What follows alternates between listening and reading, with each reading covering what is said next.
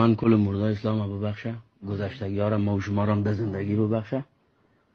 خب میگم میر فخرالدین آقا در داخل روضه مبارک کرد، یک 6-7 نفر را تو از شاگردایش گفت بیا یک حلقه میکنیم.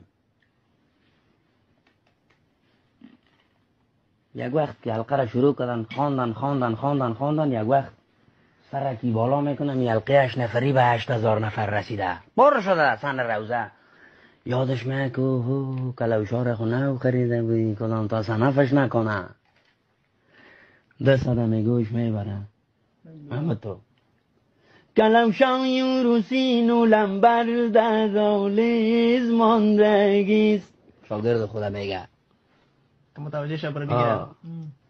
پسکی دادگیست قفکی کدگیست. با نشانی هم برش میگه نشانی بگویم تار سرخ دختگیست. پیشانی کلاوش سابق تقمه را میدوخته که تار سرخی شاگرد کمی حمله میکنه میرسه میکنه که دو جور کلاوش یک رنگ ماندگیست. میگه کدام از ایره ببرم از استاد باشه. پس میده حلقه ذکر است اللهو اللهو اللهو. یک دفعه ایدم بین شفر میگه ایش یا هوش ایش یا هوش ایش یا هوش. برو میگم نوشه بیار سیزه.